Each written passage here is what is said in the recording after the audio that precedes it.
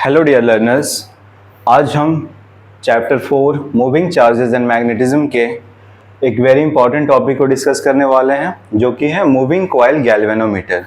Galvanometer के बारे में हमने पहले करंट इलेक्ट्रिसिटी चैप्टर में थोड़ा सा डिस्कस किया था कि जो गैल्वेनोमीटर एक इंस्ट्रूमेंट है, ये क्या करता है, करंट को डिटेक्ट करने का काम करता है। तो आज हम इसके कंस्ट्रक्शन को समझेंगे, आखिर किस प्रिंसिपल पे बेस्ड है ये और वर्किंग इसका कैसे होता है। ठीक है, तो सबसे पहले लिख लो मूविंग कॉइल गैल्वेनोमीटर, डेफिनेशन लिखो इसका। It is an instrument used to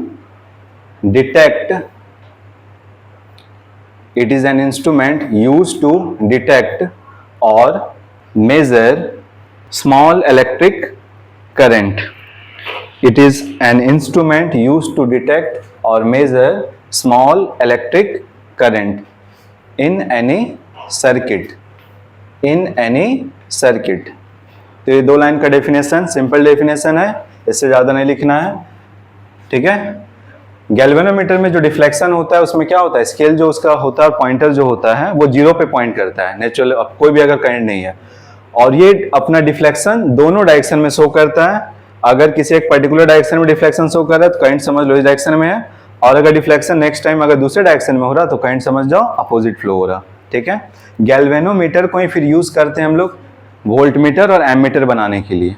main यही है, जितना भी इंस्ट्रूमेंट देखोगे ना, ठीक है, वो अंदर में क्या होता है, गैल्वेनोमीटर का ही बेसिक प्रिंसिपल होता है उसमें। ठीक है, फिर गैल्वेनोमीटर से कैसे हम लोग एमीटर बनाते हैं, कैसे वोल्टमीटर बनाते हैं। जो टीवी स्टेबलाइजर होगा घर में, वो क्या है, स्टेबलाइजर क्या मेजर करता है, वोल्टेज, तो वोल्टमीटर लगा हुआ उसमें। तो वोल्टमीटर को कैसे बनाया गया है, गैल्वेनोमीटर की मदद से बनाया गया। वो कैसे करते हैं फिर नेक्स्ट क्लास में हम लोग डिस्कस करेंगे। ठीक है, किस प्रिंसिपल पे काम करता है, लास्ट क्लास में हम लोग पढ़े थे कि torque on a current carrying loop in uniform magnetic field. कभी भी किसी यूनिफॉर्म मैग्नेटिक फील्ड में किसी कॉइल को रखा जाए तो उस पर एक टॉर्क लगता है, और टॉर्क का फॉर्मूला क्या पढ़े थे, NIAB साइन थीटा या फिर small m b sign theta. ठीक है, टॉर्क मैक्सिमम कब लगता है, किस केस में टॉर्क मैक्सिमम लगता था बताओ। मैग्नेटिक फील्ड इधर है, मैग्नेटिक फील्ड इधर है, इसका एरिया वेक्टर किधर है समझ लो, मैग्नेटिक फील्ड मान लो इधर है, एरिया वेक्टर अगर इधर है तो मैग्नेटिक फील्ड इधर और नॉर्मल वेक्टर भी इधर। कितना एंगल बनाया है, जीरो, तो जीरो एंगल पे टॉर्क लगता है क्या, नहीं, क्योंकि साइन आया हुआ है ना। ऐसा रहेगा तो मैग्नेटिक फील्ड कैसा, इधर, और नॉर्मल वेक्टर इधर, कितना एंगल बन गया, 90 डिग्री। इस केस में क्या लगेगा, टॉर्क मैक्सिमम। तो देखो दिक्कत क्या है, अगर हम लोग फ्लैट मैग्नेट को यूज करते हैं ना, फ्लैट, तो उसका मैग्नेटिक फील्ड हमेशा कैसा रहता है, ऐसा। और कॉइल क्या होगा बताओ, घूमेगा ना, तो घूमेगा तो बताओ हम चाहते हैं कि मैग्नेटिक फील्ड और नॉर्मल के बीच में 90 डिग्री बना रहे। तो 90 डिग्री बने रहने से क्या होगा, हमेशा टॉर्क क्या लगेगा, मैक्सिमम।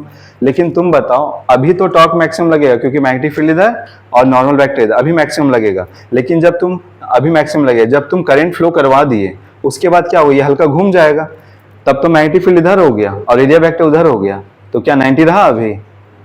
तो फ्लैट मैग्नेट यूज करने से दिक्कत यही है कि मैग्नेटिक फील्ड लाइन इसका हमेशा क्या होता है, स्ट्रेट होगा, यूनिफॉर्म होगा। तो उस केस में मैग्नेटिक फील्ड और एरिया वेक्टर के बीच में हर समय 90 डिग्री नहीं रहेगा। अब थोड़ा यहां ध्यान से देखो, तो अगर हम रेडियल मैग्नेट को यूज करते हैं, रेडियल मैग्नेट मतलब ऐसा कर्व टाइप से, कॉनकेव टाइप से। ठीक है, कॉनकेव शेप बोलते हैं इसको। ठीक है ना, केप बना हुआ है, गुफा टाइप से बना, इसलिए कॉनकेव बोलते हैं। तो कॉनकेव टाइप से अगर यूज करें तो बताओ इसमें मैग्नेटिक फील्ड कैसा बनता है, रेडियल मैग्नेटिक फील्ड। इस मैग्नेटिक फील्ड को क्या बोलते हैं, radial magnetic field. Radial magnetic field, radial magnetic field का नाम से इंसान में आ रहा है, किसके अलाउंग है ये बताओ। अगर ये सर्कल है तो सर्कल के सेंटर मतलब रेडियस के अलाउंग है, इससे नाम क्या पड़ गया, रेडियल मैग्नेटिक फील्ड। अब देखो इसमें क्या खासियत है, अभी बताओ तो कॉइल कैसा है, ऐसा, ये ना ऐसा टर्निंग किया हुआ है ना। अगर ऐसा टर्निंग किया हो तो इसका एरिया वेक्टर किधर होगा, अभी इधर होगा, इसका एरिया वेक्टर किधर होगा, इधर। तो बताओ तो कौन सा मैग्नेटिक फील्ड इसमें हर एक डायरेक्शन में, इधर भी इधर भी इधर भी।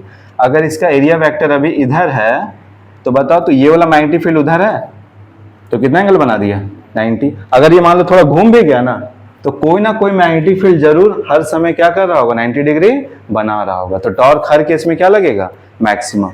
मान लो ये घूम करके ऐसा हो गया, तो उस केस में कौन, ये वाला मैग्नेटिक फील्ड मान लो ये वाला मैग्नेटिक फील्ड और एरिया वेक्टर इधर 90 डिग्री बना लेगा। अभी मान लो यहाँ पे है तो एरिया वेक्टर किधर है, इधर, और मैग्नेटिक फील्ड इधर वाला कितना एंगल बना लेगा, 90 डिग्री बना लेगा। तो हर एक पोजीशन पे क्या होगा, कोई ना कोई मैग्नेटिक फील्ड का कोई ना कोई कंपोनेंट क्या कर रहा होगा, 90 डिग्री बना रहा होगा, तो टॉर्क मैक्सिमम लग रहा होगा। ठीक है, चलो अब बात करते हैं हम लोग कंस्ट्रक्शन। डायग्राम बना लिए, ठीक है। तो डायग्राम में थोड़ा बनाने के बाद ना थोड़ा सा लिख लो इसमें कंस्ट्रक्शन में लिखो, it consist of a cylindrical coil with many turns free to rotate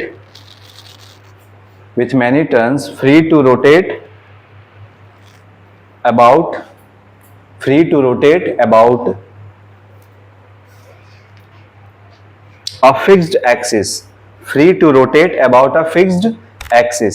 यहाँ पे एक्सिस कौन हो गया बताओ इसका, सस्पेंडेड होता है, एकदम लटकाया हुआ रहता है, ठीक है ना। तो ये क्या होता है, इसी एक्सिस के अलावा क्या करेगा, ये सिलेंडर है तो ये ऐसा रोटेट करेगा, ठीक है। तो बहुत सारा टर्न होता है, उस टर्न में हम लोग क्या भेजेंगे, करंट को कनेक्ट करेंगे, मतलब सर्किट को कंप्लीट करने के लिए एक टर्मिनल यहाँ छोड़ा गया, एक टर्मिनल यहाँ छोड़ा गया, ठीक है। ये क्या है बताओ, टर्मिनल है, लिख सकते हो टर्मिनल, ठीक है। एक जगह मेंशन करो, दोनों जगह मैग्नेट मेंशन करने की जरूरत नहीं है, ठीक है। दो टर्मिनल है, लिख लिया यहाँ तक। Free to rotate about a fixed axis, comma, in a uniform radial magnetic field. Soft iron core लिख दो, सिलेंड्रिकल के बाद ना मेंशन कर दो सिलेंड्रिकल सॉफ्ट आयरन कोर लिख दो, कॉइल की जगह core. It consist of cylindrical soft iron core. देखो सिलेंड्रिकल कोर होता है, ठीक है ना, कॉइल तो रेक्टेंगुलर बन गया ना, ठीक है, याद रखना। हाँ, core. It consist of cylindrical soft iron core with many turns free to rotate about a fixed axis in a uniform radial magnetic field। एक सॉफ्ट आयरन कोर, आयरन का एक टाइप होता है सॉफ्ट आयरन अलग एक category होता है। जो फैन का देखे होगे, फैन का जो वाइंडिंग करते हैं तो जो आयरन का स्ट्रक्चर होता है उस आयरन को क्या बोलते हैं हम लोग, सॉफ्ट आयरन। तो उसी मटेरियल से बना हुआ है, उस पर हम लोग क्या करते हैं, बहुत सारा टर्न कर देते हैं। तो इस टर्निंग में जो भी एक टर्मिनल निकलेगा उसको हम लोग कनेक्ट कर देते हैं एक स्प्रिंग से, और दूसरा जो टर्मिनल निकलेगा वो अपर एंड पे ले जाके एक मिरर की मदद से, और ये भी एक वायर जो है जिससे सस्पेंड करके रखे हैं, उस वायर का नाम क्या होता है, फॉस्फर ब्रोंज। बहुत ही फाइन वायर होता है, बहुत ही पतला वायर। हम ऐसा वायर यूज करेंगे जिसके वजह से वजन ना बढ़ जाए इस कॉइल का, समझ में है ना। क्योंकि अगर वजन बढ़ जाएगा, पता चला खुद का वजन के ढोने में इसको ज्यादा करंट कंज्यूम करना पड़ रहा है। तो हम चाहते हैं कि कम वेट, लाइट वेट का जो भी सब्सटेंस हो, जो भी मटेरियल हो, उसको यूज करें। तो उसमें क्या होता है, फॉस्फर ब्रोंज। तो याद रखना, ये ऑब्जेक्टिव में पूछा भी जाता है कि वायर जो होता है सस्पेंड करने के लिए वो किससे बना होता है, फॉस्फर ब्रोंज, ठीक है। चलो अब हम लोग देखते हैं इसका वर्किंग के बारे में, ठीक है। लिखो नेक्स्ट, वर्किंग, यहां लिख रहे हैं, ठीक है। Working,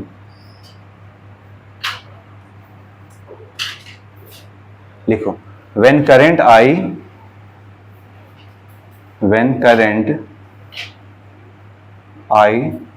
flows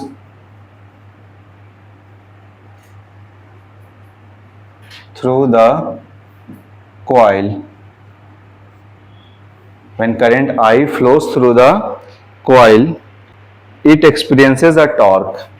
It experiences a torque, ठीक है। तो कभी भी किसी कॉइल में जो यूनिफॉर्म मैग्नेटिक फील्ड में रखा हुआ है उस पर अगर करंट भेजा जाए तो वो क्या एक्सपीरियंस करेगा, एक टॉर्क। तो उस टॉर्क को हम लोग क्या बोलते हैं, डिफ्लेक्टिंग टॉर्क। कौन सा टॉर्क, डिफ्लेक्टिंग, डिफ्लेक्ट करवाएगा उसको ना, तो डिफ्लेक्टिंग टॉर्क। तो लिखो डिफ्लेक्टिंग टॉर्क जो होता है, डिफ्लेक्टिंग टॉर्क जो होगा, तो टॉर्क को किससे लिखते हैं, टाउ से, और डिफ्लेक्टिंग है तो डी लगा देंगे सबस्क्रिप्ट, ठीक है। तो क्या पढ़े थे डिफ्लेक्टिंग टॉर्क का formula, N I A B sine theta, पढ़े थे, N I A B sine theta, ठीक है। बताओ इसमें एन क्या है, नंबर ऑफ टर्न्स, ए क्या है, area of the coil, B क्या है, strength of the magnetic field, पढ़ चुके हैं ये, और थीटा क्या है, एंगल किसके किसके बीच का, angle between area vector and magnetic field. क्योंकि हम लोग रेडियल मैग्नेटिक फील्ड ले रहे हैं तो हमेशा वो एंगल क्या रहेगा, 90 डिग्री। ठीक है, तो यहां लिख दो एन क्या है बताओ, एन जो है सो नंबर ऑफ टर्न्स, ठीक है, और ए क्या है, एरिया ऑफ कॉइल जो कि रेक्टेंगुलर शेप का है, बी क्या है, magnetic field strength, magnetic field strength,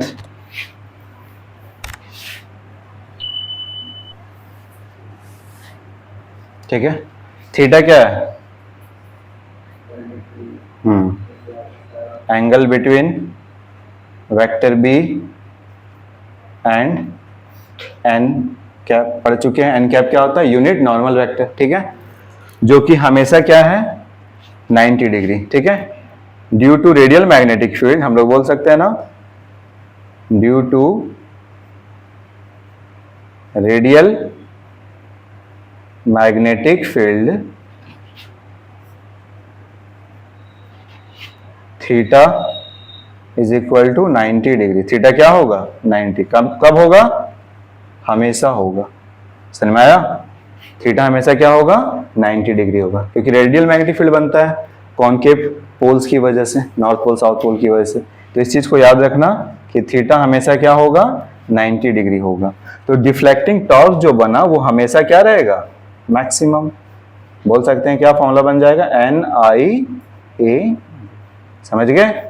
तो डिफ्लेक्टिंग टॉर्क जो होगा हमेशा मैक्सिमम होगा, NIAB। ठीक है, यहां तक समझ गए। तो डिफ्लेक्टिंग टॉर्क जो बनेगा वो क्या होगा, मैक्सिमम। अब एक और टॉर्क लगेगा, वो कौन लगाएगा बताओ, स्प्रिंग लगाएगा। स्प्रिंग का काम क्या होगा, अगर कॉइल, मान लो ये बोतल का शेप का ही कॉइल है, ठीक है, कॉइल में टर्निंग अगर ऐसा ऐसा किया हुआ है और एक एंड ऊपर निकाल दिया गया, एक स्प्रिंग से कनेक्ट होकर नीचे निकल गया, ये अगर करंट की वजह से उधर घूमना चाहेगा तो स्प्रिंग क्या होगा, टाइट होगा, उसमें एक टॉर्क डेवलप होगा। तो ये क्या करना चाहेगा, कॉइल को रिस्टोर करना चाहेगा। हम लोग पढ़ चुके थे क्लास 10th में, लीनियर स्प्रिंग पढ़े थे, ऐसा स्प्रिंग पढ़े थे, खींचते तो क्या होता था, तुम जितना ज्यादा खींचोगे वो उतना ज्यादा रिस्टोरिंग फोर्स बनाता था, kx, force is equal to kx पढ़े थे ना। अभी बताओ, अभी किस टाइप का डिस्प्लेसमेंट हो रहा, स्प्रिंग का लीनियर डिस्प्लेसमेंट हो रहा है कि स्प्रिंग का एंगुलर डिस्प्लेसमेंट हो रहा, एंगल डिस्प्लेसमेंट कर रहे हैं ना। तो अब हम लोग बात करेंगे, यहां लिख देते हैं, ठीक है, restoring torque. Restoring torque developed in the spring,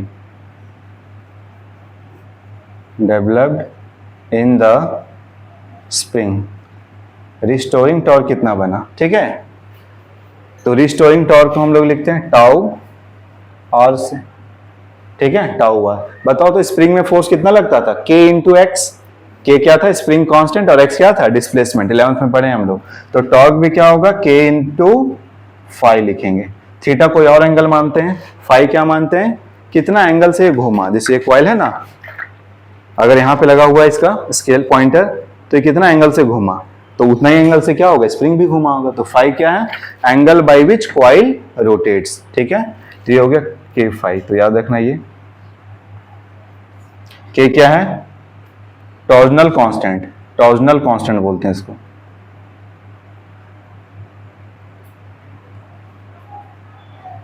torsional constant, ठीक है।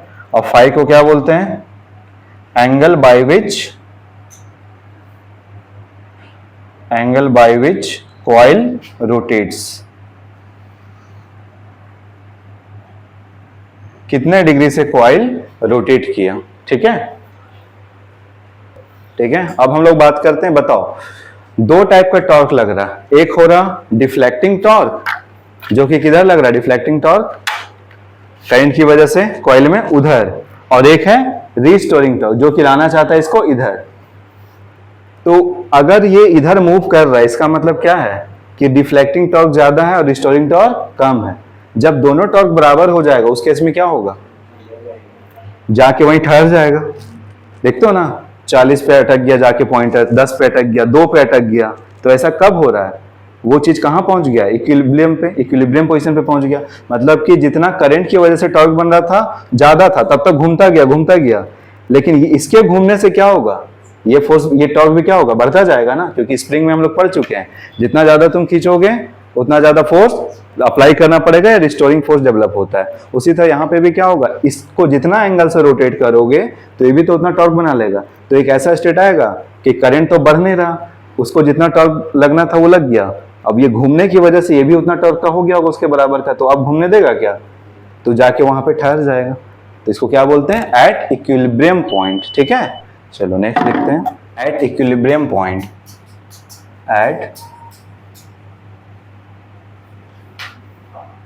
At equilibrium point, equilibrium point पे क्या होगा बताओ, डिफ्लेक्टिंग टॉर्क किसके बराबर हो जाएगा, रिस्टोरिंग टॉर्क के बराबर। ठीक है, तो बोल देंगे tau D is equal to क्या हो जाएगा, टाउ आर। तो टाउ डी का वैल्यू कितना है, डिफ्लेक्टिंग टॉर्क का क्या आया था, एन आई ए बी आया था, N I A B is equal to restoring torque कितना, के फाइव, के फाइव। ठीक है, समझ गए। तो यहां से क्या लिख सकते हैं बताओ, एन आई ए बी जो है इसको हम यहां देखो, current I is equal to, ये कर सकते हैं के बाई, आई को इधर रख दें, एक काम करें बी एन ए लिख दे, एन ए बी है तो बी एन ए लिख दें, मल्टीप्लीकेशन है तो कहीं भी लिख सकते हैं बी एन ए। ठीक है, और इधर क्या हो गया फाइव। ठीक है, आई इज इक्वल टू, ये बताओ ये यहाँ जो भी चीज है ये क्या है, ये चीज, इस चीज को तुम चेंज कर सकते हो क्या, ये constant, torsional constant. Torsional constant क्या बताता है कि 1 डिग्री घुमाने पे कितना टॉर्क लगेगा, जैसे उसमें के क्या बताता है, 1 मीटर खींचने पे कितना फोर्स लगेगा, ये कांस्टेंट। अंदर में जो मैग्नेट हो तो परमानेंट मैग्नेट है, तुम बदल दोगे क्या, नंबर ऑफ टर्न्स जो कॉइल में वो भी क्या है, fix, area of the coil वो भी फिक्स। चेंज क्या होगा, करंट, तो कितना डिग्री से घूम रहा है ये चेंज होगा, तो ये सब क्या है, कांस्टेंट है ना, तो इसको हम लोग क्या लिखते हैं, जी। ठीक है, गैल्वेनोमीटर कांस्टेंट, और ये क्या आ गया 5। ठीक है, तो यहां लिख दो आई इज इक्वल टू जी। ठीक है, जी क्या है, गैल्वेनोमीटर कांस्टेंट।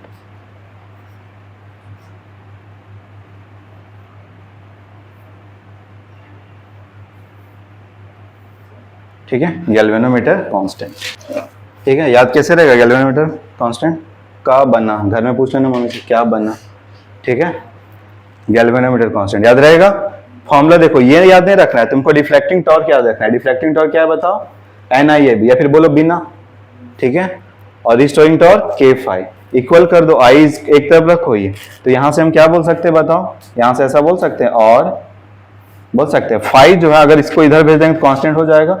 फाइव किस पे डिपेंड कर रहा, करंट पे, बोल सकते हैं, डिपेंड किया ना डायरेक्टली, कांस्टेंट को हटा दे तो हम ऐसा बोल सकते हैं ना कि कितना डिफ्लेक्शन होगा किस पे डिपेंड करता है, करंट पे, ज्यादा करंट तो ज्यादा डिफ्लेक्शन। समझ गए, तो गैल्वेनोमीटर टॉपिक से आता है, तो डायग्राम एक बना, कोई भी बना सकते, इसको बना, इसको बना, सिम ये बनाओ, ये थोड़ा ज्यादा अच्छा होता है। ठीक है, टॉप व्यू समझाने के लिए क्यों रेडियल मैग्नेटिक फील्ड यूज करते हैं, इसलिए हम ये बना दिए। ठीक है, लाएंगे हम गैल्वेनोमीटर ला के दिखाएंगे और कैसा वर्किंग होता है करके बताएंगे। ठीक है, चलो इसको लिख लो, गैल्वेनोमीटर कांस्टेंट हो गया यहां तक। चलो अब लिखो sensitivity of galvanometer, next topic, जल्दी से लिखो, लिख लिया यहां तक।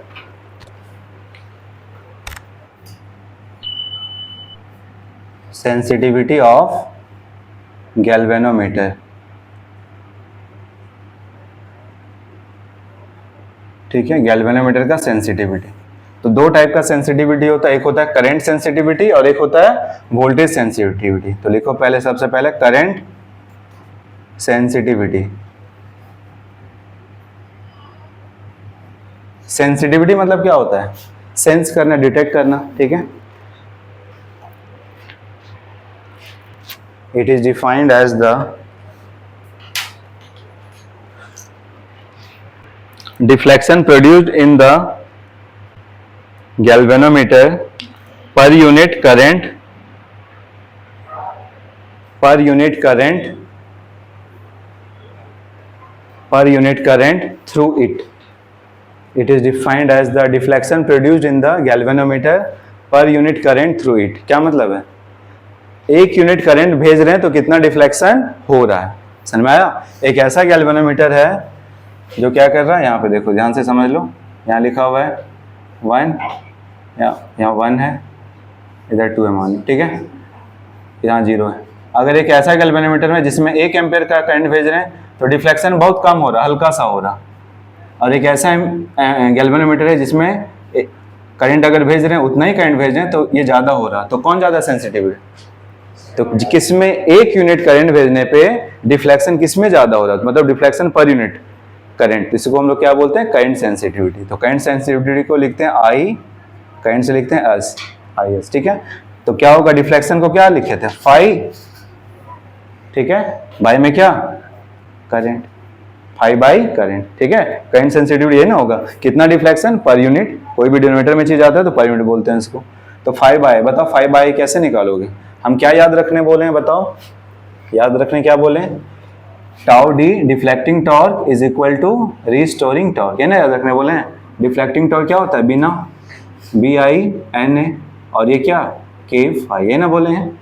क्या बनाना है बताओ, फाई बाई आई बनाना है ना, तो फाई बाई आई बनाओ तो फाई बाई आई उधर ले जाएं और के को इधर ले आए, तो क्या हो जाएगा बताओ, बी एन ए बाई के इज इक्वल टू क्या, फाई बाई आई होगा। तो करंट सेंसिटिविटी का फॉर्मूला क्या हो गया, बना के होगा, बना के, याद रहेगा। करंट सेंसिटिविटी कैसे बढ़ा सकते हो, करंट सेंसिटिविटी कैसे बढ़ाएंगे, नंबर ऑफ टर्न्स बढ़ा के, एरिया ऑफ द कॉइल बढ़ा के, मैग्नेटिक फील्ड बढ़ा करके, और स्प्रिंग कांस्टेंट को घटा करके। ये डिनोमिनेटर में है ना, पूछा है सवाल, तो याद रखना, ऐसे कर सकते हैं, ठीक है। यूनिट रेडियन पर एम्पियर, यूनिट भी याद रखना, यूनिट इसका याद रखना करंट सेंसिटिविटी का। ऊपर में फाई है ना, तो रेडियन डिग्री, एंगल किसमें मेजर करते हैं, रेडियन में, रेडियन पर एम्पियर, या फिर इसी को बोलते हैं डिवीजन पर एम्पियर भी बोलते हैं, डिवीजन पर एम्पियर, याद रखना, ठीक है। 1 एम्पियर करंट पे कितना रेडियन का डिफ्लेक्शन होगा, ठीक है। सेकंड जो है उसको लिखो वोल्टेज सेंसिटिविटी,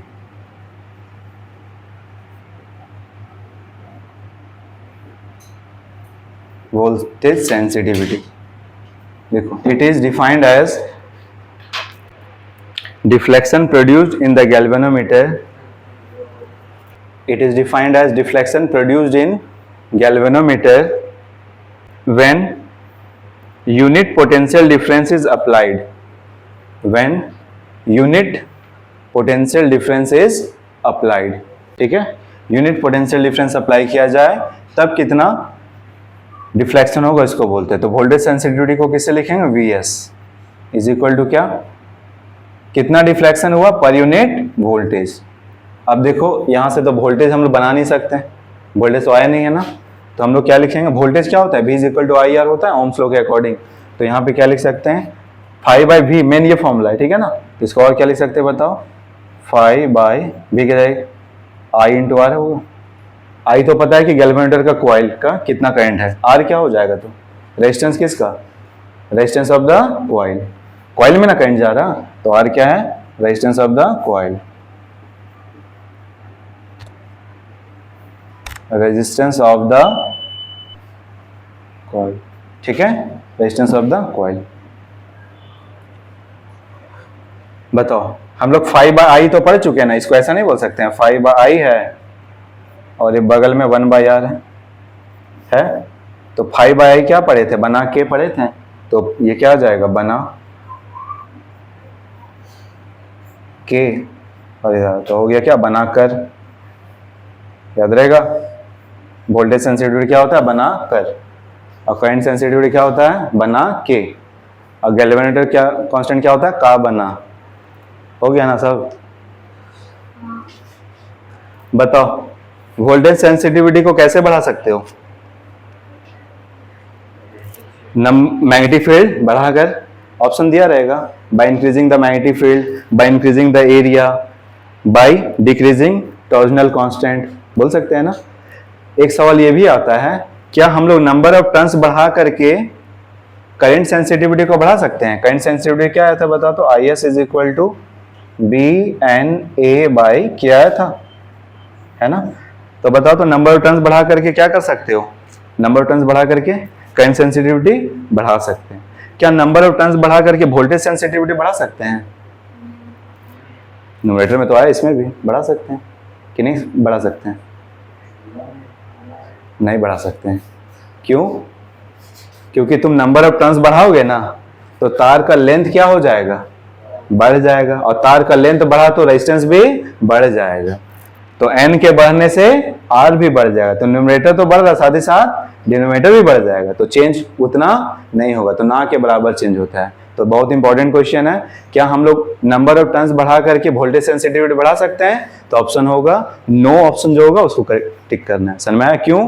क्योंकि अगर नंबर ऑफ टर्न्स बढ़ाते हैं तो उसमें तो नहीं ना रेजिस्टेंस बढ़े, तो उसमें तो नहीं ना आया रेजिस्टेंस, इसमें तो आ गया ना रेजिस्टेंस का फॉर्म टर्म। तो तुम नंबर ऑफ टर्न्स बढ़ाओगे तो रेजिस्टेंस भी बढ़ेगा। तो अगर न्यूमरेटर बढ़ रहा डिनोमिनेटर भी बढ़ रहा तो फर्क होगा क्या? बताओ, ये कितना है? 2 है, ये 1 है और ये 3 है, ठीक है। अगर इसको बढ़ा दिए 2 तो इसको भी बढ़ा दिए 6, तो फर्क पड़ा क्या? ऊपर में जितना बढ़ा नीचे भी 2 टाइम्स, तो ये 1/3 ना रहा। तो क्या वोल्टेज सेंसिटिविटी बढ़ेगा नंबर ऑफ टर्न्स चेंज करने से? नहीं, ठीक है। चलो ठीक है, तो इसका यूनिट क्या होगा बताओ?